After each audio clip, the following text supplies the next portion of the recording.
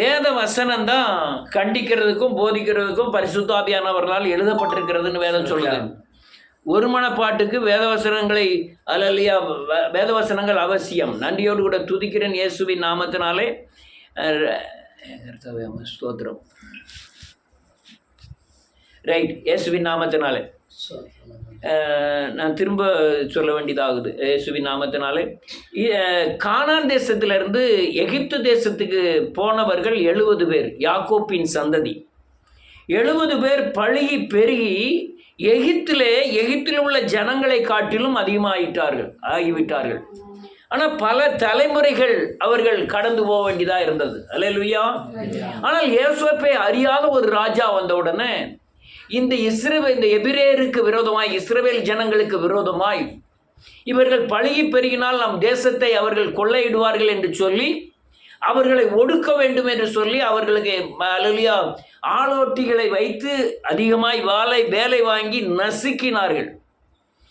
இவர்கள் பணம் கொடுக்கறது, இந்த சாப்பாடு கொடுக்கறது இல்லை, கட்டடம் கட்டுவதற்கும் இந்த வயல்வெளி வேலை செய்வதற்கும் இவர்களை செங்கல் அறுப்பதற்கும் பயங்கரமாய் அவர்களை உபத்திரப்படுத்தினார்கள். இந்த உபத்திரம் தாங்காமல் நன்றியோடு கூட துதிக்கிறேன், இவர்கள் தேவனை நோக்கி முறையிடும் போது தேவன் இந்த சத்தத்தை கேட்டு ஒரு மனுஷனை எழுப்புகிறார். அவர் பேர் மோசே. இந்த மோசே என்பவன் அல்லேலூயா எகிப்தின் அரண்மனையிலே வளர்க்கப்படுகிறான். வளர்க்கப்படும் பொழுது அவன் அல்லேலூயா, இந்த எல்லாருக்கும் எனக்கு தெரிஞ்சது தான் இதெல்லாம், இந்த எகிப்தியர்கள் இஸ்ரவேல் ஜனங்களை கொடுமைப்படுத்துவதை கண்டு ஒருத்தனை கொன்று பதிச்சினோடனே நாளைக்கு மறுநாள் அதே மாதிரி சண்டை போடும்போது அந்த அல்லேலூயா இஸ்ரவேலன்னு சொல்கிறான், நீ நேற்று ஒருத்தனை கொன்ன மாதிரி என்னையும் கொல்ல பார்க்கியா அப்படின்னு சொன்னோடனே பயந்து போய் அந்த இடத்த விட்டு, எகிப்தை விட்டு மீதியான் தேசத்துக்கு போகிறான். அல்லேலூயா. நல்ல கவனிக்கணும் இயேசுவின் நாமத்தினாலே. மீதியான் தேசத்தில் போகிறது எல்லாமே தேவ திட்டம். இவனுடைய அழைப்பு 6 லட்சம் பேரை நடத்த வேண்டும். நடத்துவதற்கு ஏற்ற உருவாக்குதல் வேண்டும். உருவாக்குதலுக்கு மீதியான் தேசத்துக்கு தேவன் கொண்டு சென்று அவனை இன்னொரு தேசத்தில், அந்த வீட்டுக்கு போனால் அவர் ஒரு பூசாரி, அவன் வீட்டில் 7 பெண்கள். மீதியான் தேசத்தில் 7 குமாரத்திகள். அதில் ஒரு பெண்ணை இவனுக்கு கல்யாணம் பண்ணி கொடுக்குறாங்க. கொடுத்த உடனே அங்கே ஒரு குழந்தை பிறக்குது, அவன் பேர் கர்சன். அவனை கூட்டிக்கிட்டு திரும்ப எகிப்துக்கு வருகிறான் தேவ அழைப்பின்படி. அவனை அழைக்கிறார் தேவன். அவன் திக்குநாயும் மந்தனாவும் உடையவன், நாம் போகக்கூடாதுங்கிறான். ஏன் திக்குவாயின்னு சொன்னான்னா, அவன் எபிரேய பிள்ளையாண்டன். ஆனால் வளர்க்கப்பட்டது எகிப்தியருடைய அரண்மனையில். இவன் பாசை எபிரேய பாசை, ஆனால் எகிப்திய பாசை வேறுன உடனே அந்த கலப்படம் ஆகுது. ஆனால் உடனே அந்த எபிரேய பாசை இவனுக்கு வரமாட்டேங்குது. அடுத்தால இவன் போனது மீதியான் தேசத்துக்கு. இந்த எகிப்து பாசை முடிஞ்சு மீதியான் தேசத்தில் போய் ஒரு 40 வருஷம் இருந்தோன்னா இது மறந்துடுது. நான் பாம்பேல 78 இருந்தேன். நீங்கள் ஒரு சிலர் பிறந்திருக்க மாட்டேங்கன்னு நினைக்கிறேன். 78 இருந்தேன். இருக்கும்போது எனக்கு மராட்டிலாம் நல்லா பேசுவேன். மாயாபுரிங்கிற ஹிந்தி புக்கெல்லாம் வாசிப்பேன். இன்னைக்கு அந்த ஹிந்தியே நமக்கு தெரிய மாட்டேங்குது. யாராவது இந்த டீ கடைக்கு போகிறேன், டீ கடையில் டீ கொடுக்குன்னு சொல்லும்போது அவன் அந்த டீ கொடு, எவ்வளோ பைசா என்னதுன்னு நமக்கே திக்க வேண்டியது இருக்குது. சரளமாக பேசினவன். ஆனால் ஊடையில் 30 வருஷம் கடந்து உடனே ஹிந்தியே மறந்து போச்சு. ஹிந்தி மறந்துடக்கூடாதுன்னு ஹிந்தி டிவியில் ஹிந்தியே பார்த்துக்கிட்டு இருக்கேன். ஹிந்தி இதில் உள்ள நியூஸ்லாம் பார்த்துக்கிட்டு இருக்கேன். எங்கே மறந்துடக்கூடாதுங்கிறதுக்காக. என்ன மாதிரி வா போனாது சொல்லணுமே எங்க. ஆனால் எகிப்திலேருந்து அவன் அங்கே போய் 40 வருஷம் மீதியான் தேசத்தில் உடனே எகிப்து பாஷையும் மறந்து போச்சு. இவன் சொந்த பாஷை எபிரேய பாஷை. அப்போ தான் தேவன் கூப்பிடுதாரு, நீ போய் எகிப்தில் அடிமையாக இருக்கிற இஸ்ரவேல் ஜனங்களை எபிரேயர்களை நீ விடுவிக்கணும்னு சொல்லும்போது தான் அவன் சொல்கிறான், ஆண்டவரே எனக்கு பாசை வராத, எனக்கு மனசில் தோணுது, இதுக்கு இன்னுதான் தோணுது. அவன் என்ன மாதிரி சொன்னான்னா பதில் சொல்லுறதுக்கு உண்டான பலன் என்கிட்ட இல்லை. அல்ல இல்லையா? சொல்றது புரியுதா? மலையாளத்துக்கு போனால் மலையாளம் பேசுனா புரியுது. திருப்பி நீங்கள் மலையாளத்தில் சொல்லணும்ல.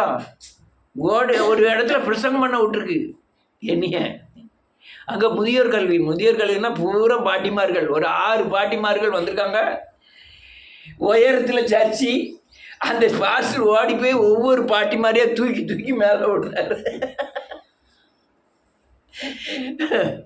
நான் பேசுறது தமிழில் பேச, அவர் மலையாளத்துக்காரர், அவருக்கு தமிழ் தெரியாது, எனக்கு மலையாளம் தெரியாது. நான் சத்தியத்தை சொல்றேன், அவர் வேற என்னமே சொல்றாரு அவர் பாட்டில். ஆனால் எனக்கு தெரியுது இவர் தப்பாக சொல்கிறாருன்னு. நான் இவரெல்லாம் அங்கே சிக்மங்களூர் போனோம். நான் தமிழில் பேசுவேன், அங்கே பக்கத்தில் இருக்கிறாரு கன்னடத்தில் பேசுவார். கன்னடத்தில் எனக்கு கன்னடம் தெரியாது, அவருக்கு தமிழ் தெரியும். நான் ஊடையில் பேசும்போது நீங்கள் பேசுகிறது தப்புங்க, சரியாக சொல்லுங்கள். நான் சொன்னேன், அதுக்கு உண்டான அர்த்தம் எனக்கு தெரியலையா, போட்டோம் அப்படிங்கிறாரு. அவர் தமிழ்காரர், அவர் மாண்டியாவில் உள்ள ஆள், சிக்மங்களூருக்கு வந்திருக்காரு. நான் பேச அவர் கன்னடத்தில் பேசிக்கிட்டே இருக்கார். பேசும்போது அவர் தப்புன்னு தெரியுது. இது தப்புயா, நீங்கள் சரியாக சொல்லுங்கள். ஏன்னா நீங்கள் சொல்கிறதுக்கு எனக்கு அர்த்தம் தெரிய மாட்டேங்குது, நான் என்ன செய்யட்டும், நான் சொல்கிறதுல கன்னடத்திலே போட்டோம் அப்படி. எங்களுக்கு ஒருத்தர் தெரியாது, போட்டோம் அப்படிங்காரு. அல்ல, அதுவும் கொடுமலையாளம், கொடுங்கன்னடம், தமிழே இல்லாத கன்னடம் அங்கே. அல்லேலூயா. இதே மாதிரி தான் மாட்டிக்கிட்டான். யார்? மோசே மாட்டினோன்னா அப்போ தான் சொல்லலாம், நான் திக்குவாய் மந்தனாவும் உடையவன். அல்லேலூயா. அதனால் நான் என்னை அனுப்பாதே, வேறு யாரும் அனுப்புங்க. அல்லேலூயா. அனுப்பின பிறகு அல்லேலூயா ஒரு 10 வாதைகளை கொடுத்தார். 5 வாதையை அங்கே உள்ள எகிப்தில் உள்ள மந்திரவாதிகளும் செய்தார்கள். அதுக்கப்புறம் உள்ள வாதைகளை அவங்களால செய்யவே முடியலை. அல்லேலூயா. ஆனால் கடைசி வாதை தலைப்பிள்ளை சங்காரம். அல்லேலூயா. இந்த கடைசி வாதை தலைப்பிள்ளை சங்காரம். இந்த சங்காரத்தில் தப்பித்து கொள்வதற்காக தேவன் ஒரு வீட்டுக்கு ஒரு ஆட்டுக்குட்டியை அடிக்க சொன்னார். அல்லேலூயா. இந்த 10 வாதையும் இந்த எகிப்தில் அடிபட்டது பிறகு நம்ம அடிபட்டு தான் வந்திருக்கோம். அங்க அவன் அடிபடல, யார் அடிபட்டிருக்கா? நம்ம சங்கச்சா வந்து சீரழிஞ்சி பயங்கர சங்கடப்பட்டு தான் வந்திருக்கோம். வந்து அதுக்கப்புறம் வாதையை பார்த்தா பயங்கர வாதை, என்ன வந்தாலும் பேய் பிடிச்சிட்டுருவாங்க. தெரியுமா உங்களுக்கு? இங்க அல்லையா என்னது கால்ரா வந்தது ஒரு நேரத்தில். விடிய காலம் சாயங்காலமாக வடக்க, எங்கள் ஊர்லேருந்து வடக்க போயிட்டே இருக்கு. ஒருத்தருக்கு ஒருத்தன் பேசுறதுக்கு பயப்படுதான், ஒருத்தன் தண்ணியை வாங்கி குடிக்கிறதுக்கு பயப்படுதான், ஆள் செத்துக்கிட்டே இருக்கு. ஆனால் என்ன சொல்லிட்டாங்க, ஆத்தா வந்து இந்த நடு தெருவில் வந்து பலி வாங்குதா அப்படின்ட்டாங்க. உடனே அங்கே கோயிலுக்கு பூசை என்ன, அங்கே அது அண்ணா இதென்னு பண்ணுறாங்க. பயங்கர ஏகப்பட்ட ஆட்கள் இறந்து போச்சு. கால்ராக்கு அப்போ மருந்து கண்டுபிடிக்கலை. அல்லேலூயா.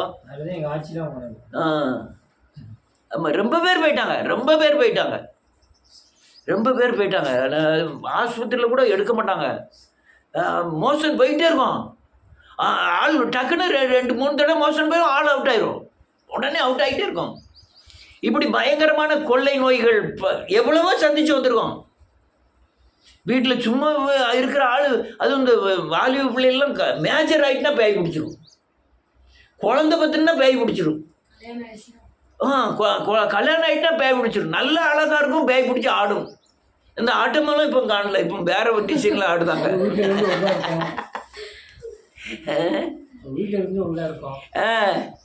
கேட்டி கொடுத்தோன்னா அங்கே பேய் வந்துடும், உங்கள் வீட்டுக்கு கூட்டு போக முடியுமா?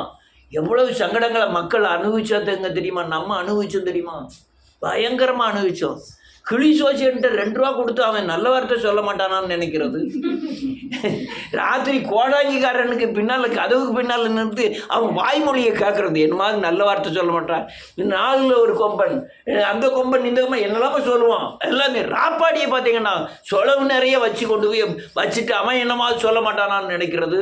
இதெல்லாம் எங்கேருந்து நடந்தது தெரியுமா? எகிப்தில் நம்ம வாழும்போது நடந்த காரியங்கள். பயங்கர கொடுமைகள், பயங்கர வேதனைகள், துன்பங்கள் அனுபவிச்சுட்டே இருந்தோம். 1 இல்லை 2 இல்லை, ஏகப்பட்டது. செய்மனை, வைப்பு, எடுப்பு, பேய் போராட்டம், அல்லையா வஞ்சகம், சொந்தக்காரங்களே வஞ்சகம் பண்ணது, துரோகம், எல்லாத்தையும் அனுபவிச்சுட்டு தான் கிடந்தோம். ஆனால் தேவன் மீட்டெடுப்பதற்கு ஒரு ஆட்டுக்குட்டியை கொண்டு வந்து அடித்தார். அல்லேலூயா. வாசிப்போம். என்ன? யாத்திராகமத்தின் புத்தகம் 12வது அதிகாரம்.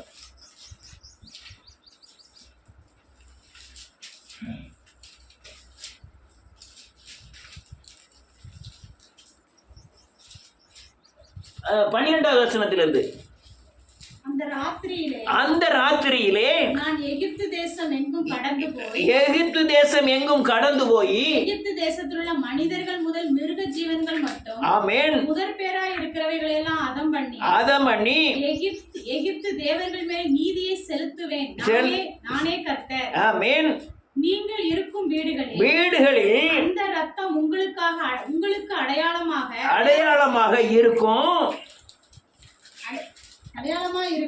அந்த ரத்தத்தை நான் கண்டு கடந்து போவேன். நான் எகிப்து தேசத்தை அழிக்கும் வாதை உங்களுக்குள்ளே வராதிருக்கும். அந்த நாள் உங்களுக்கு நினைவு கூறுதலான நாளாய் இருக்க கடவது. அதை கர்த்தருக்கு பண்டிகையாக ஆசரிப்பீர்களாக. ஆமென். அதை உங்கள் தலைமுறை தோறும் நித்தியமாய் ஆசரிக்க கடவீர்கள். நல்ல காட்டு விடுங்க. ஒரு ஆட்டுக்குட்டியை அடித்து அதனுடைய இரத்தத்தை எடுத்து நிலைக்கால் சட்டங்களையும் கதவுலையும் பூசிறியா. நான் சங்கார தூதனை அனுப்புவேன். ஒவ்வொரு வீட்லையும் உள்ள தலைப்பிள்ளைகளை பூரா கொண்டுட்டே வருவான். உங்கள் வீட்டில் ரத்தம் தெளிக்கப்பட்டிருந்ததுன்னா, உங்கள் சன்னல்களில் ரத்தம் தெளிக்கப்பட்டிருந்ததுன்னா, இந்த சங்கார தூதன் உங்கள் வீட்டை விட்டு கடந்து போயிடுவான்னு ஆண்டவர் சொன்னார். அல்லேலூயா. இது அப்படியே புதிய ஏற்பாடுக்கு பார்த்தீங்கன்னா, தேவனே ஆட்டுக்குட்டியாய் மாறி நமக்காய் பலியாகி இந்த அல்லேலூயா இயேசுவின் ரத்தம் என் மேல் தெளிக்கப்படுகிறதே. சங்கார தூதன் எந்த கோணத்தில் வந்தாலும் நம்மை பாதிப்பதில்லை. அப்படி சொன்ன மாதிரி மெய்யாய் மனம் திரும்பினாய் பாதிப்பதில்லை. இந்த ரத்தம் தான் அடையாளம். அதுவும் ஆண்டவர் சொன்னார், தலைமுறை தோறும் நித்திய கட்டளையாய் உங்களுக்கு நியமிக்கப்படுகிறது. அதனால ஒவ்வொரு அவங்க தேவைக்கு தக்கன ஒரு ஆட்டுக்குட்டி அடிக்கணும். என்னைக்கெல்லாம் அடிக்கணும்? நேதான் அடிக்கணும். பாவ மன்னிப்பின் நிச்சயத்தை பெற்று பாவத்தை அறிக்கை செய்து மனம் திரும்பி பாவ மன்னிப்பின் நிச்சயத்தை பெற்று ரட்சிப்பை பெற்ற உடனே உங்க மேல நீங்க இயேசுவின் சாயலுக்கு ஒப்பாய் மாறுகிறீர்கள். அல்லேலூயா. பழைய மனுஷன் கொல்லப்படுகிறான். புதிய மனுஷனாகிய இயேசுவை தரித்து கொள்ளுகிறோம். இந்த புதிய மனுஷனை தரித்த உடனே இயேசுவின் மேல இருந்த மகிமை உங்கள் மேல் காணப்படும். எவ்வளவு பூர்ணமா மனம் திரும்பி இருக்கிறோ அதுக்கு தகுந்தால் போல் இந்த மகிமை தான் உங்களை வழி நடத்த வேண்டும். அல்லேலூயா. கிறிஸ்துக்குள்ள இருக்கிறோம். நம்ம உலகத்தில் இருக்கிறோம். நமக்கு இந்த உலகம் கிடையாது. நீங்க பார்க்கிற யாவும் பிசாசினுடையது. நீங்க என்னத்தை பார்க்குறீங்க? கோபம், சண்டை, அல்லையா ஜாதி, அரசியல், அல்லையா நிர்வாகம், திறமை, தைரியம் எல்லாமே பிசாசினுடையது. ஒரு நிமிஷத்துல எல்லாத்தையும் காமிக்கணும்னு சொன்னான் பிசாசு. அல்லேலூயா. எல்லாம் வஞ்சகத்தன்மையுடையது. எல்லாம் நரகத்துக்கு கொண்டு போய் சேர்க்கக்கூடியது. எல்லாம் அழிவுக்கூடியது. எல்லாம் எங்க இருந்து ஆரம்பிக்கிறா? இச்சையிலிருந்து ஆரம்பிக்கிறது. மாம்சத்தின் இச்சை, கண்களின் இச்சை, ஜீவனத்தின் பெருமை. இது உலகத்தில் உண்டான பிசாசினால் உண்டானது. நம்ம இவ்வுலகத்துக்கு இல்லை. அதனால நம்மளை பகைப்பார்கள். அல்லேலூயா. நம்மை பகைப்பார்கள். ஆனால் இந்த அல்லேலூயா நீங்க இருளில் இருந்து வெளிச்சத்துக்கு வந்துட்டீங்க. ஆனால் நீங்க மனம் திரும்பி இயேசுவின் சாயலுக்கு ஒப்பாய் மாறி அவர் மேல கண்ட மகிமை உங்க மேல காணப்படணும். காணப்பட்டால் மட்டுமே வழி நடத்துதலை பெறுவீர்கள். என்னத்தை பெறுவோம்? என்ன வழி நடத்துதலே? இது பொல்லாத உலகம். இது பிசாசின் கையில் உள்ள உலகம். எங்க பார்த்தாலும் உங்களுக்கு ஆள் சேர மாட்டான். உங்களை எதிர்த்து தான் இருப்பாங்க. வேதம் சொல்லுது, என்னை பகைத்தது உண்டானால் உங்களை பகைப்பார்கள். எங்களை பகைக்கிறதுனால உங்களை பகைப்பார்கள். ஒரு மீன் இருக்கு, தூக்கி ரோட்டில் போடுங்க, என்ன ஆகும்? சட்டன்னு அடிச்சுக்கிட்டே கிடக்கும் கொஞ்ச நேரம். இதுதான் நம்ம நிலைமை. ஆனால் தேவ மகிமை உங்க மேல காணப்பட்டதான் இந்த உலகத்துல உங்களால சுகஜீவியம் பண்ண முடியும். தேவன் உங்களோடு இருக்கணும்னா மனம் திரும்பி இயேசுவை தரித்து கொண்டு அவர் மேல இருந்த மகிமை என் மேல் காணப்படும். அவர் அழகா சொன்னாரு, நான் செய்த கிரியைகளும் நீங்களும் செய்வீர்கள், அதை காட்டிலும் பெரிய கிரியைகளை செய்வீர்கள் என்று சொன்னாரு. நீ சுத்த மனம் திரும்புதல் இருந்து இயேசுவை போல மாறணும். மகிமை உங்க மேல காணப்படணும். அதுதான் பாதுகாப்பு, அதுதான் வழிநடத்துதல், அதுதான் அல்லேலூயா நிழல். அந்த மகிமை தான் அந்த சாயல், மகிமையின் சாயல். நான் இயேசுவை போல மாறினது நான் ரட்சிக்கப்பட்டுட்டேன் கிறிஸ்தவன் சொல்லுறதுக்கு இல்லை. அநேக அல்லேலூயா ஜெபம் பண்ணுவாங்க, நானும் போய் ஜெபம் பண்ணுவேன். நம்ம ஜெபமே வித்தியாசமா தெரியும். தெரிஞ்சிருக்கா? ஏதோ ஒரு வித்தியாசம் தெரியும். அது நம்மளால் உண்டானதில்லை, தேவனுடைய மகிமை நம்ம மேல என்ன செய்யுது, காணப்படுகிறது. ஏதோ நான் ஸ்டார்டிங் பிள்ளைங்க வந்து ஒவ்வொரு வீட்லேயே போய் ஜோம் பண்ணேன், எல்லார் வீட்லேயும் போய் ஜோம் பண்ணேன். ஏதோ ஒரு காரியம் விட்டு இருக்குன்னு நினச்சாங்க. இன்னும் இப்படி தான் வீடு, இதுக்குள்ளே பார்த்தா ஒருத்தர் மேலே ஒருத்தர் உட்காந்துருப்பாங்க. இதோட கொஞ்சம் சின்ன வீடு தானா, இதோட கொஞ்சம் சின்ன வீடு.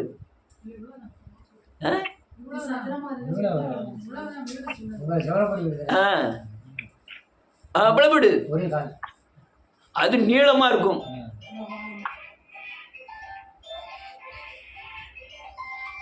நான் ஒரு நாள் அங்கே எங்கே எல்லா தெருலேருந்து ஆட்கள் வர ஆரம்பிச்சது. எங்கேயும் வந்திருக்கீங்களா, எல்லா தெருலேருந்தும் ஆட்கள் வர ஆரம்பிக்கும். ஒரு நாள் பிரசங்கம் ஓங்கி பண்ணியிருக்காங்க, பிரசங்கம் ஒன்றும் தெரியாது, ஒன்றுமே தெரியாது. அப்போ தான் தண்ணி அடிச்சுட்டு இங்கே வந்திருக்கேன். இங்கே கொஞ்சம் உருவாக்கப்பட்டிருக்கேன், அவ்வளோதான். பிரசங்கம் பண்ணிகிட்டே இருக்கும்போது ஜன்னல் இந்த கதவுக்கு ஊடையோடி பார்க்க ஒரு பிள்ளையோட கால் மாத்திரம் தொட்டிக்குள்ளே தெரியுது மேலே. பிரசங்கம் பண்ணிட்டு இருக்கீங்க, என்ன இப்படி தெரியுதுன்னு இந்த கதவுக்கு இடையிலோடி பார்க்க கிரேசி தொட்டிக்குள்ள தலையில நிற்கா, உள்ள தண்ணி கிடக்கு. உடனே ஓடி போய் அவன் தூக்கிட்டான். யார் ராசு தான் போய் தூக்கினான்னு நினைக்கிறேன். உடனே ஓடி போய் தூக்கிட்டான். கூட்டத்தை பார்த்தா பயங்கர கூட்டம். அப்போ அவங்க சொன்னது என்ன தெரியுமா, ஏதோ ஒரு காரியங்கள் நடந்துகிட்டு இருக்கு அப்படின்னுட்டு. அல்லேலூயா. தேவ மகிமை உங்களை வெளியே கொண்டு வரும். தேவ மகிமை உன் மேல காணப்பட்ட பிசாசு நடுங்கும். தேவ மகிமை காணப்பட்ட சத்தியத்தின் ஆலோசனை விளங்கும். தேவ மகிமை காணப்பட்ட அந்த பூமியில பயப்படாதபடி ஒரு ஜீவியம் செய்வீர்கள். தேவ மகிமை வெளிப்பட்டால் இந்த வேத வசனத்தில் மறைந்திருக்கிற சத்தியங்கள் வெளிப்படும். தேவ மகிமை தான் உங்களுக்கு பாதுகாப்பு. ஆனால் அதுக்கு என்ன செய்யணும், மனம் திரும்புதல், சுத்த மனம் திரும்புதல் ஆகி இயேசுவின் சாயலுக்கு ஒப்பாய் மாற வேண்டும். மாறாதான் அது தேவ மகிமை உங்கள் மேல் காணப்படும். வாசி இப்போதான் இன்னொரு வசனத்தை, இயேசுவின் நாமத்தினாலே. யாத்திராகமத்தின் புஸ்தகம் 24வது அதிகாரம். இந்த மேகம்னு எழுதியிருக்கிற இடத்துல மகிமைன்னு வாசிக்கணும். 24வது அதிகாரம் 15வது வசனத்தில் இருந்து.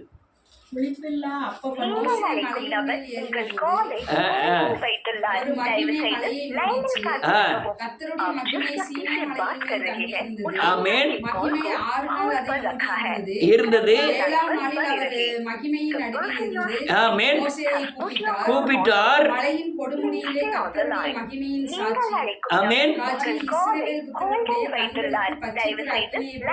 இருந்தது.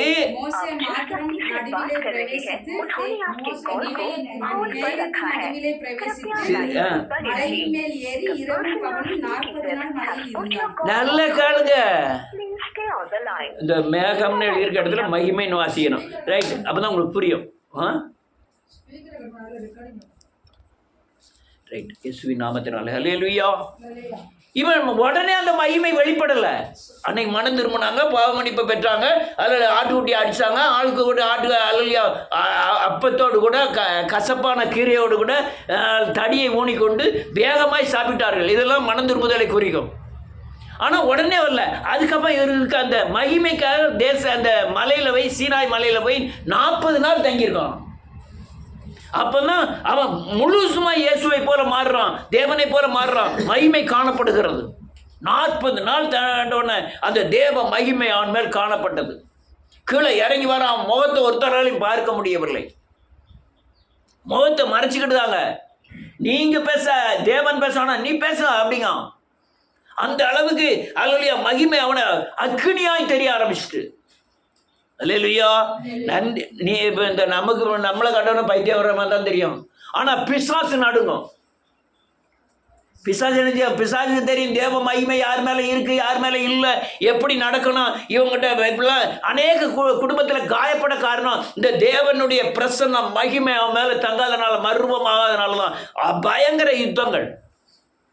நீங்கள் கொஞ்சம் மகிமையை பெற்று பெறாமல் இருந்தாலே பிசாசு உங்களை சோழி முடிக்கணும் தான் நினைப்பான். யான்னு கேட்டால் இவன் மகிமையில் வளர்ந்துட்டான்னா அவனுக்கு எதிரியாக மாறிடுவோம். அல்லேலூயா. ஆனால் நீ மகிமை மேல் மகிமை அடைந்து என்ன ஆகணும், மர்மமாகணும். கிருபை மேல் கிருபை பெற்று மகிமை மேல் மகிமை அடைந்து நீ சீயோனில் வந்து காணப்படணும். மகிமை மேல் மகிமை அடையணும். நீ மகிமை எப்படி வருது? மனம் திரும்பி பாவ மன்னிப்பு நிச்சயத்தை அடிக்கடி நீங்கள் பண்ணிக்கிட்டு இருக்கும்போது இயேசுவின் சாயலுக்கு ஒப்பாய் மாற மாற மாற நீ தேவ மகிமை உங்கள் மேலே காணப்படும். முதல்ல மனுஷனுக்கு தெரியாது, போக போக இந்த மனுஷன் மேலே ஏதோ ஒன்று இருக்குங்கிறத ஊர் சொல்லும். அவங்களுக்குள்ளேயும் இருக்குது யாரு? பிசாசுக்கு தெரியும் இவங்க மேலே யார் இருக்கா, இயேசுநாதர் இருக்கான்னு. அதான் நாங்கள் சில இடங்களில் ட்ரெயினில் பஸ்ஸில் போகும்போது ஆட்கள் கூட்டத்தில் போகும்போது ஆட்டோமேட்டிக்காக நீங்கள் கிறிஸ்துவர்களா? பொட்டு வைக்காதனால இல்லை, நம்ம மேலே மகிமை இருக்கிறதுனால ஆட்டோமேட்டிக்காக கேட்பான், நீங்கள் கிறிஸ்துவர்களா, மேதக்காரங்களா அப்படின்னு கேட்பான். அல்லேலூயா. அது இந்த பிச்சைக்காரங்களுக்கு கிளீனாக தெரியும். நம்மளை கண்டவொடனே கூட கொடுத்து காட்டுக்கப்பையும் இறங்கி கொடுத்துருவாங்கன்னு. அல்லேலூயா. அடுத்த ஒரு வசனத்தை வாசிப்போம். புறம் வாசிச்சா? ஆமாம். மோசே மகிமையின் நடுவிலே பிரவேசித்து மலையின் மேல் ஏறி இரவும் பகலும் 40 நாள் அங்கே 40வது அதிகாரம் வாசிப்போம். 40வது அதிகாரம் 37வது வசனத்திலிருந்து 34வது வசனத்திலிருந்து. அப்பொழுது ஒரு மகிமையின் வாசிங்க. ஒரு மகிமை ஆசாரிப்பு கூடாரத்தை மூடினது. கர்த்தருடைய மகிமை வாசஸ்தலத்தை நிரப்பிச்சு. ஒரு நிமிஷம், மகிமைன்னு வாசிக்க சொல்லணும்னா நம்ம முதல்ல வாசிச்சதுல மகிமை மேகத்துக்கு மகிமைன்னு சொல்லி வாசித்தோம். அதனால தான் மேகத்தை பூரா மகிமைன்னு வாசிச்சா தான் உங்களுக்கு சரியானபடி தெளிவு வரும். அடுத்த 35 மகிமை அதன் மேல் தங்கி கர்த்தருடைய மகிமை நிரப்பினதினால் மோசே ஆசாரிப்பு கூடாரத்துக்குள் பிரவேசிக்க கூடாமல் இருந்தது. இப்போ ஆசாரிப்பு கூடாரம் என்னது? நீங்க தான் இந்த இடம் தான். இந்த இடம் என்னது? ஆசாரிப்பு கூடாரம். இது ஆலயம். இந்த ஆலயத்துல மகிமை நிரம்பிருக்கணும். நம்ம ஜோமனக்குள்ள 1000 பிரச்சனை வந்துட்டு.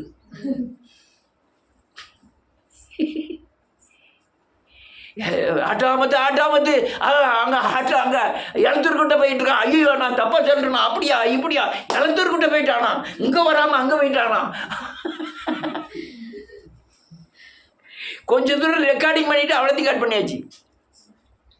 அல்லேலூயா. வேதம் தெளிவா சொல்லுது, ஆலயத்தை நிரப்பிட்டு. என்ன ஆலயத்தில் நிரப்பிட்டு? தேவ ஆலயத்தை நிரப்பிட்டு. இன்னைக்கு எழுப்புதல் காணாம இருக்க காரணம் என்ன தெரியுமா? தேவ மகிமை ஆலயத்தில் காணலை. பாட்டு படிக்கிறதுனால இல்ல. கீத வாத்தியங்கள் புதிய ஏற்பாடுல அதிகமா கிடையாது. கீத வாத்தியங்கள் எல்லாம் பழைய ஏற்பாடுக்குரியது. கீத வாத்தியங்கள் பூரா நீ இருதயத்தில் மகிமைப்படுத்துறோம், மாம்சத்தில் மகிமைப்படுத்துவது பூரா பழைய ஏற்பாடு. யோசை பார்த்து அநேக அல்லையா கீத வாத்தியங்களை கொண்டு போய் எதிரிக்கு முன்னால் நிப்பாட்டினான்னு வாசிக்கிறோம். ஆனால் புதிய ஏற்பாடு வரும்போது இயேசுநாதர் இயேசு ராஜா வந்திருக்கிறாருன்னு எந்த ஆலயத்தில் அவர் பாட்டு படிக்கல. படிச்சாரோ? இது எங்க உள்ளது? பழைய ஏற்பாடு. புதிய ஏற்பாடு தேவனை மகிமைப்படுத்து இருதயத்தின் ஆழத்தில் இருந்து 10 நரம்பு வீணைகளினால் தேவனை மகிமைப்படு. அது சங்கீதம். பழைய ஏற்பாடு. புதிய ஏற்பாடு நான் ஆவியோடும் தொழுது கொள்வேன், கருத்தோடும் தொழுது கொள்வேன். இது புதிய ஏற்பாடு. இன்னைக்கு அநேக சபைகள் பழைய ஏற்பாடு காரியத்தை தான் பின்பற்றுறாங்க. போதனையும் பழைய ஏற்பாடு போதனை தான். எங்கேயாவது ஒரே ஒரு இடத்துல மன திரும்புதல், பாவ மன்னிப்பு, ரட்சிப்பு, நீ தேவ மகிமையை காணணும் எங்கேயாவது ஒரே இடத்துல பேசுறாங்களா? பாளையங்கோட்டையில் பேசுறாங்களா? நீ மனம் திரும்பினாதான் தேவ மகிமை காண முடியும்னு யார் பேசுறா? எல்லாம் பழைய ஏற்பாடு தான். அல்லையா? ஏசாயாவிலிருந்து ஒரு வாக்குத்தத்தத்தை கொடுக்கறதுனால எங்கே தேடுதாங்க? ஏசாயாவில் தேடுதாங்க. இப்போ காலையில் வாக்குத்தத்தத்தை சொல்லி ஜெபம் பண்ணணும்னு சொன்னாலே நம்ம எங்கே தேடுறோம்? அங்கே கடிச்சு இங்கே கடிச்சு விட்டு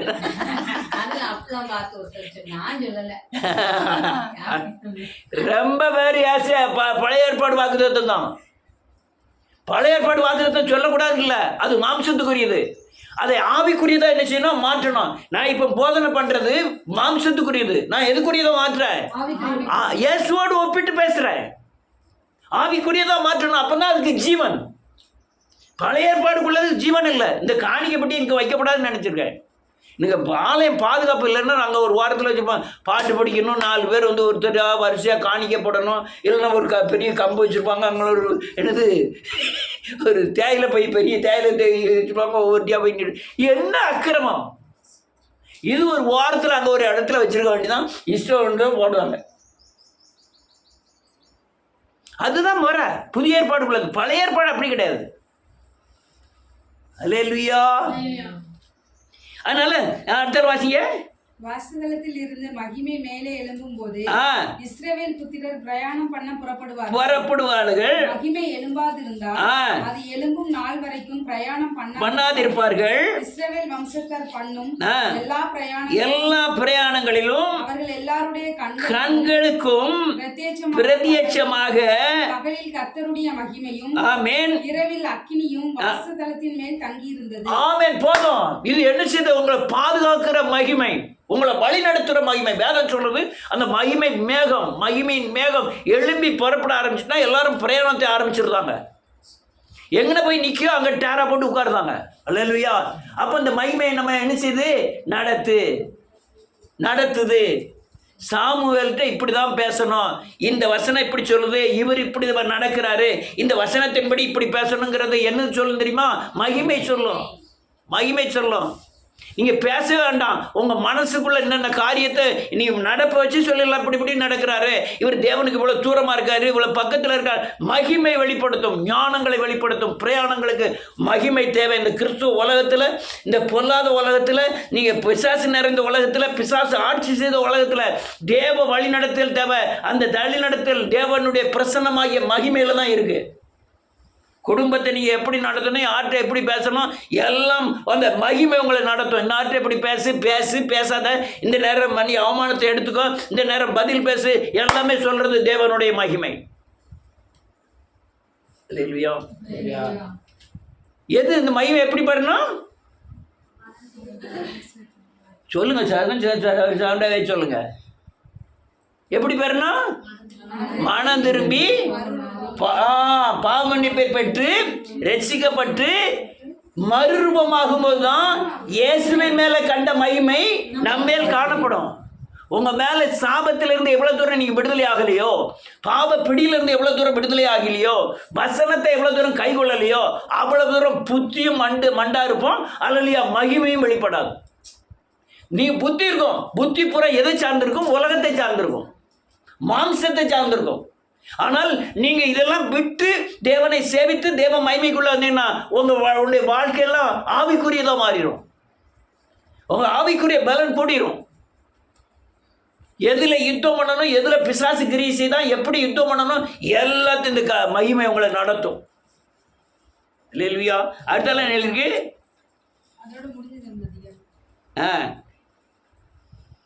ரைட்டு. இன்னொரு வசனத்தை வாசிப்போம். 12வது அதிகாரம் என்னாகமத்தின் புஸ்தகம் 10வது வசனம். மகிமை கூடாரத்தை விட்டு போயிற்று. மிரியாம் உறைந்த மலையின் வெண்மை போன்ற குஷ்டரோகியானால் ஆரோன் மிரியாமை பார்த்தபோது அவள் குஷ்டரோகியா இருக்க கண்டான். போதும். குஷ்டரோகி யார் ஆயிட்டாங்களோ இஸ்ரவேல் ஜனங்களோட தீட்டுப்பட்டவர்கள் அவங்க சேர முடியாது. அல்லேலூயா. இவங்க எப்படி இப்படி பிரித்தெடுக்கப்பட்டார்கள், அதாவது தீட்டாக எண்ணப்பட்டார்கள், அதாவது இதாவது அல்லையா தேவ மகிமைக்கு விரோதமாக இவர்கள் எழும்பினபடியினால். வேற ஒன்றும் பிரச்சனை இல்லை. மோசே நூற்றி கல்யாணம் முடிச்சிட்டான். கொஞ்சம் அழகு இல்லாமல் கொஞ்சம் கருப்பாக இருக்கான். மீதியான் தேசத்தில் முடித்தவன் கொஞ்சம் சிவப்பாக இருந்தான். இவன் எத்தியோப்பிய ஸ்திரீ, இங்கே ஆப்பிரிக்கா நாட்டுக்காரி. முடி இருக்காது, தலையில் என்ன இருக்காது, முடியே இருக்காது, சுருண்டு முடியாக இருக்கும்.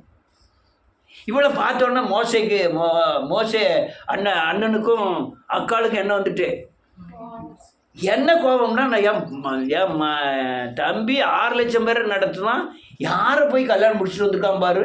அதனால் இவனை என்ன செய்யப்படாது, விடப்படாது. ஆனால் விடப்படாதுன்னு சொல்லிட்டு இவன் கேட்குற கேள்வி என்ன சொல்லுதா தெரியுமா? வாண்ட மாத்திரம்தான் ஆண்டவர் பேசுவாரோ, ஏன்ட்ட பேச மாட்டார். வாசிப்போம் 2வது வசனம்.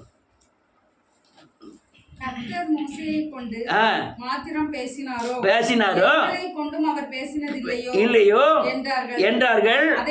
கர்த்தர் அதை கேட்டார். போதும், இவங்களுக்கு பேச்சு முக்கியம் கிடையாது. என்ன முக்கியம் தெரியுமா? அது முதல் வசனம், அந்த எத்தியோப்பிய சிறிய முடிச்சதுதான் அவளுக்கு சங்கடம். என்ன எழுதிருக்கு? முதல் வசனம் என்ன எழுதிருக்கு?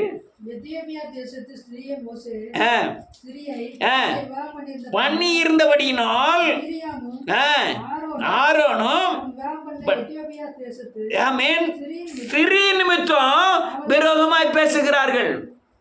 இவன் பேசுறது வைக்கிறதுல இவங்களுக்கு காரியம் கிடையாது. இவங்களுக்கு காரியம்னா இந்த எத்தியோப்பிய சிறிய முடிச்சிட்டானே இவன். நல்ல கலங்க. பழைய ஏற்பாடில் அல்லேலூயா, தாவீது தப்பி பண்ண உடனே ஆண்டவர் சொன்னார், இன்னும் எத்தனை மனைவினாலும் கேட்டுதான் நான் உனக்கு மடியில் தந்திருப்பேன் அப்படின்னாரு. சாலமோன் 1000 மனைவி கட்டினதுனால அவன் நரகத்துக்கு போகல. அல்லேலூயா, அல்லேலூயா. அதே மாதிரி எத்தனை பேர் ரொம்ப மனைவிகள் கட்டினாங்க. ஆனால் புதிய ஏற்பாடு அப்படி கிடையாது. மோசே 2 மனைவி 3 மனைவி கட்டினான். ஆபிரகாம் 3 மனைவி கட்டினான். யாக்கோபு 4 மனைவி கட்டினான். புதிய ஏற்பாட்டில் 1 மனைவி தான். அதுவும் பெண்கள் பலிபீடத்தில் நின்று பேசக்கூடாதுன்னு எழுதியிருக்கு. அது அவலட்சணமாக இருக்குமே அப்படின்லாம் எழுதியிருக்கு. நான் சில பெண்கள் பேசுகிறவங்களுக்கு ஏன்ட்டு ஆண்டவர் பேசுனாரு, அது எப்படி பலிபீடத்துக்கு வராமல் இருக்க முடியும் அப்படின்லாம் பேசுவாங்க. ஏன் இப்படி பேச முடியும்? இது சட்டம் இப்படி இருக்குன்னு பேச மாட்டேங்காங்க. யார் இப்படி பேண்ட் விடுறது? அவள் வந்து இப்படி கேட்டுது, எப்படி பெண்கள் பலிபீடத்தில் பேசலாமா? எனங்களுக்கும் தகுதி இருக்குது அப்படி தான் பேசுகிறாங்களே தவிர, நீ பலிபீடத்தில் பேசுனா அது அபலட்சணமாக இருக்குமேங்கிற வசனத்தை பேச மாட்டேங்காங்க. ஆமென். பேசலாமா பேசக்கூடாதா? எங்கே பேசலாம்? பெண்களாக கூடி இருக்கிற இடத்துல பேசலாம். அது சபையை விட்டு வெளியே கொண்டு போய் பேசலாம். அது மேலை நாடுகளில் அதோட அக்கிரமம். பாஸ்டர்மாவும் பாஸ்டர் இருப்பாங்க. பாஸ்டர் ஒரு ஆம்பளை கல்யாணம் முடிச்சுட்டு அவர் போயிடுவார்.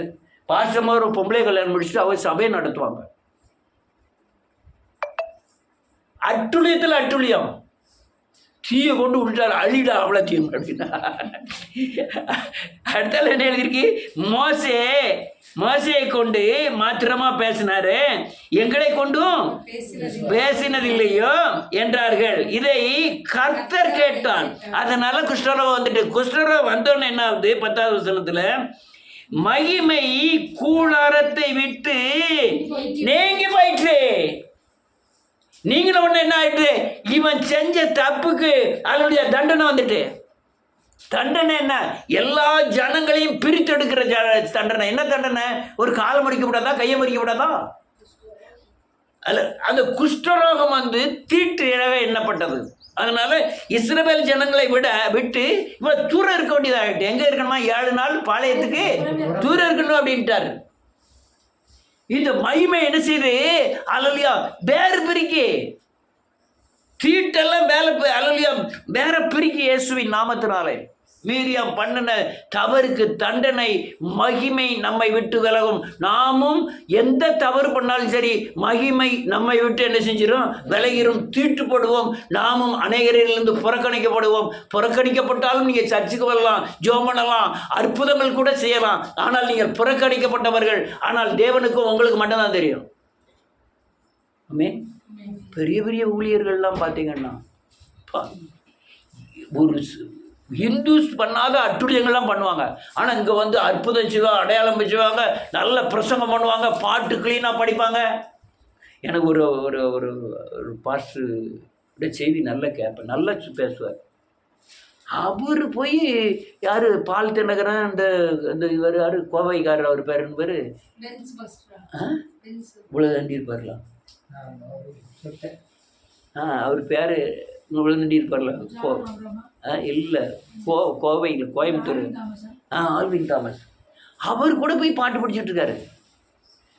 ஏன் பெர்க்மான்ஸ் கூட சில நேரங்களில் ஜான் ஜபராஜி இந்த மதுரை அவர் கூட போய் இவராது எங்கனையாவது பாட்டு படிச்சு போயிடுவார். ஆனால் அவர் விவரம் தெரிஞ்சாலும் அங்கே போய் படிச்சுட்டு இருக்காரு. சத்தியத்தை நல்லா பேச முடியாது. நீங்கள் பாவம் பேச வேண்டாம். நீங்கள் பனைமரத்து அடியில் இருந்து பாலை குடித்தாலும் சரி தான், நீங்கள் கள்ள குடித்தவங்க தான். ஆமென். சங்கீதம் முதல் சங்கீதம் என்ன தெரியுமா?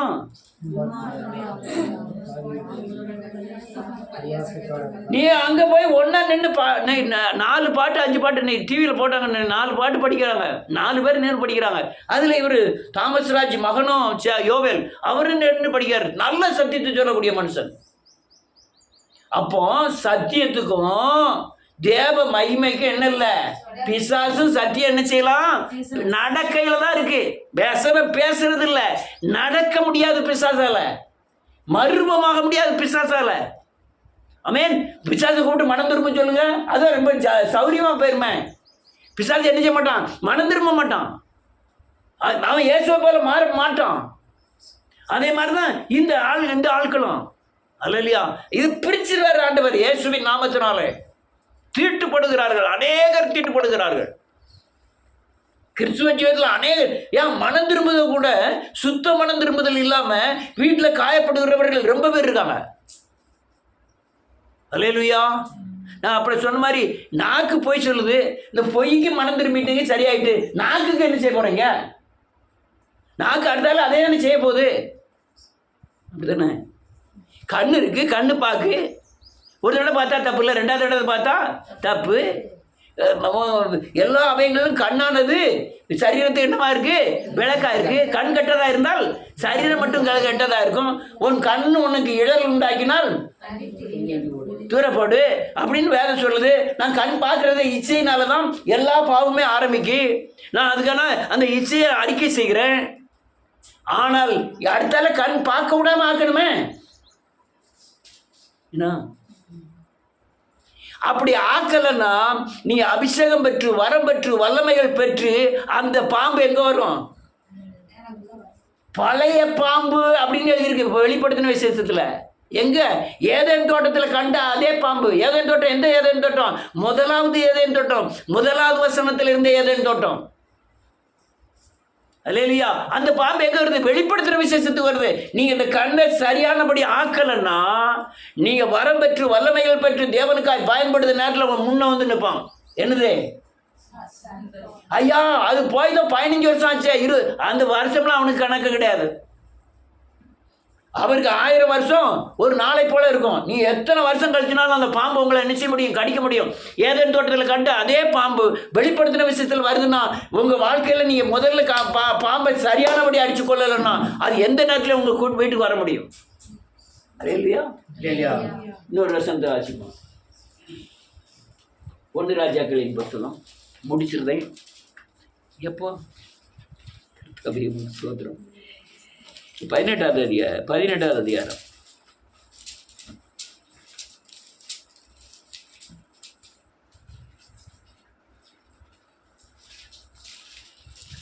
போயிட்டு 41வது வசனத்திலிருந்து வாசிக்கலாம். பின்பு எலியா ஆகாப்பை நோக்கி, நீர் போவோம், போஜன பானம் பண்ணோம், பெருமழையின் இரைச்சல் கேட்கிறது. நீங்க 17வது அதிகாரம் 1 வசனத்துல பார்த்தனா அவன் சொல்லனா தேவனுக்கு முன்பாக நிற்கிறவன் நான் சொன்ன மழை பெய்யாதுங்க. தேசத்துல மழை பெய்யாம ஆக்கிட்டான். 3 வருஷம் மழை பெய்யல. ஆனா இதே இது நீங்க 18வது அதிகாரம் 1 வசனத்துல பார்த்தா அவன் மழை பெய்யுன்னு சொல்லலாம், பெய்யுது, பெய்ய போகுது. அப்பதான் சொல்லலாம், ஆகாப்பே உங்க தேசத்துல பஞ்சம் வந்து ஒரு வார்கோமுதைமை அல்லையா ஒரு சேக்காலுக்கும் ஒரு என்னது அல்லையா நன்றியோடு கூட ஒரு கழுதை தலை 80 சேக்காலுக்கும் வித்துக்கிட்டு இருக்காங்க. இப்போ மழைக்காக நான் ஜோம் பண்ணேன். நான் அல்லையா எல்லாரையும் காட்டிலும் அற்பமாய் காணப்படுதேன், உங்களை போல பாடுள்ள மனுஷனாய் காணப்படுதேன். நான் ஜோம் பண்ணேன், என்ன வரப்போதே? ஆகாப்ட்டு சொல்லலாம் மழை வரப்போதே. நானும் சொல்லிக்கிட்டு தான் இருக்கேன். யார் நம்புதா? மழை உள்ள யாரோ வரும். நான் அந்த மழையை சொல்லலாமா? தண்ணி மழையை சொல்லல, எழுப்புதல் மழை வரப்போதே. ஆகாப்ப கூப்பிட்டு சொல்லலாம் மழை வரப்போகுது. சொல்லு, எங்கே வருது போகுது? எங்கே வரப்போகுது? இங்கே ஒன்றும் மழை மேகம்லாம் அப்படியே தான் இருக்குது.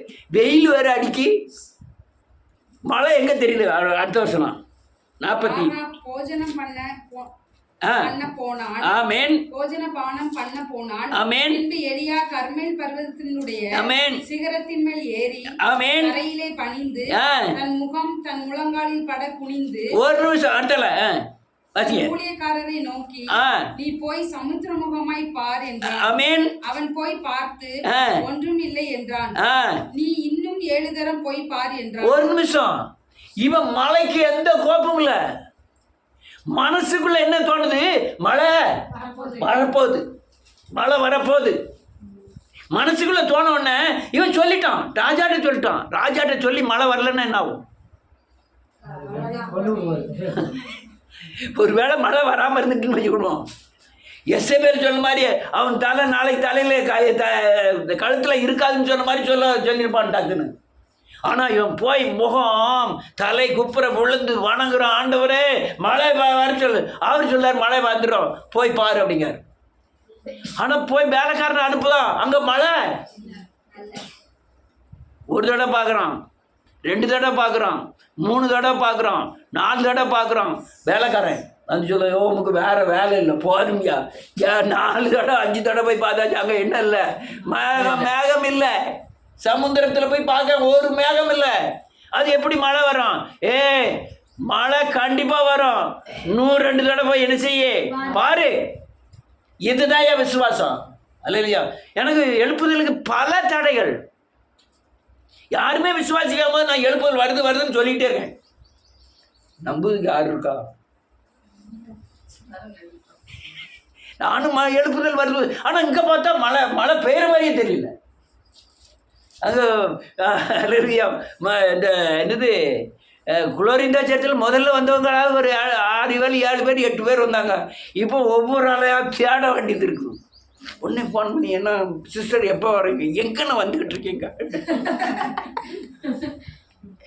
நான் அப்படி வரேன், இப்படி வரேன், அங்கன வரேன், பிள்ளைய குளிப்பாட்டுதேன், இப்போ நான் பிள்ளைக்கு சோறு கொடுக்கேன், இப்போ நான் இட்லி கொடுக்கேன், இன்னும் வந்துருந்தேன், அண்ணா வந்துருந்தேன். எப்படி போனாலும் மழை வரும். என்ன வச்சும் இல்லை, எலிசபெத் வச்சும் இல்லை, சிவா சங்கரியை வச்சும் இல்லை. கழுதையை கொண்டு பேச செய்வார். எந்த கழுதையை கொண்டு நடத்துவார். அல்லேலூயா. ஆனால் நான் சொல்லிக்கிட்டே இருப்போம், மழை வர கண்டிப்பாக வரும். ஆமென். ராஜாக்களும் பிறப்புகளும். அதனால அங்கே ராஜா நடந்து வர முடியாது, கார் அங்கே வந்துடக்கூடாதுன்னா அங்கேருந்து கொண்டு வச்சிருக்காரு. காரை அங்கே விட்டுட்டாலும் எங்கே விட்டாலும் என்ன செய்ய வேண்டியிருக்கு? நடந்து தான் வரணும். அடுத்த வருஷம் என்ன சொல்லுது?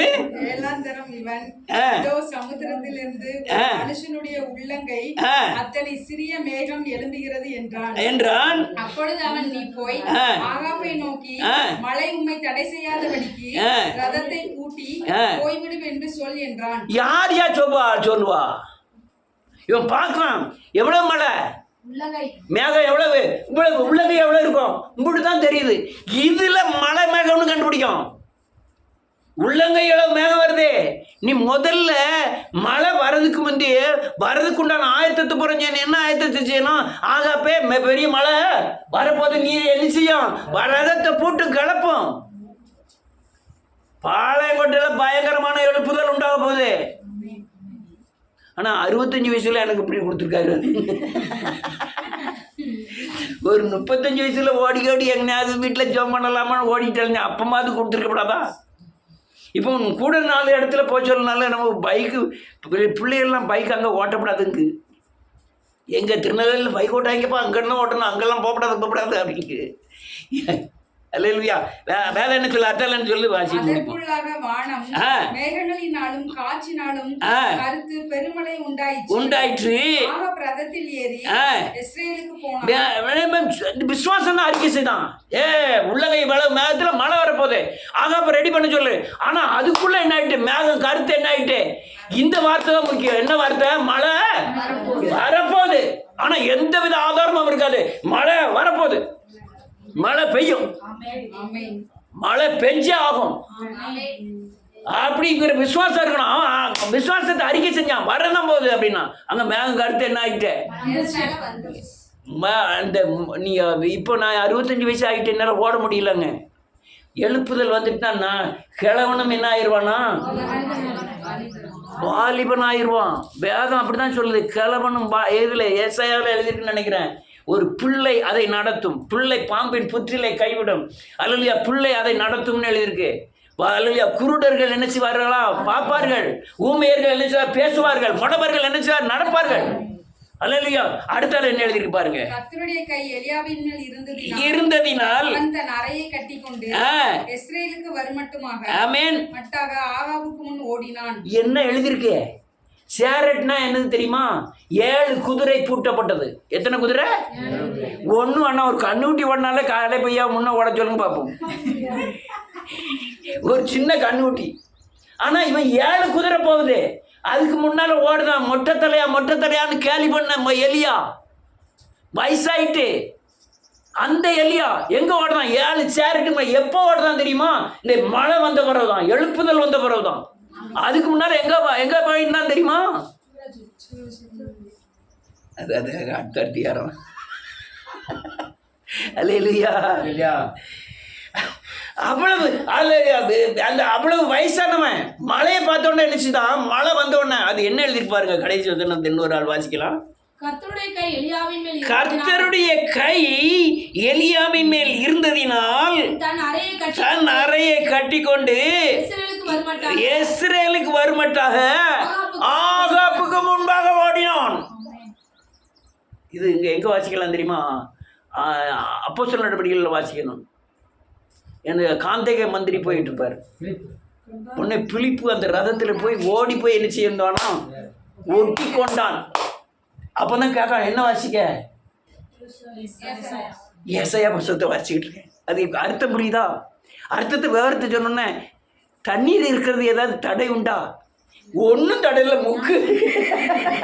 முக்குன்னு உடனே காணாமல் போனான். அவன் எங்கே போய் காணப்பட்டான்னா ஆசாத்திரி போய் காணப்பட்டான்.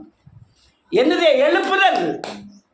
கிழவனையும் குமரன் ஆகிறோம், பலவீனையும் பலவானம் ஆகிக்கிறோம், பேதைகளை ஞானியா மாற்றிடும். அல்லேலூயா. அந்த எழுப்புதலை தான் நம்ம பேசிக்கிட்டு இருக்கோம். தேவ மகிமை எழுப்புதலுக்கு ஆதாரம். ஒவ்வொரு மேலும் தேவனுடைய மகிமை காணப்படணும். ஒவ்வொரு மேலும் தேவ சாயல் காணப்படணும். எல்லாரும் முழங்கால் படிக்கிட்டு வச்சு பண்ணுவோம்.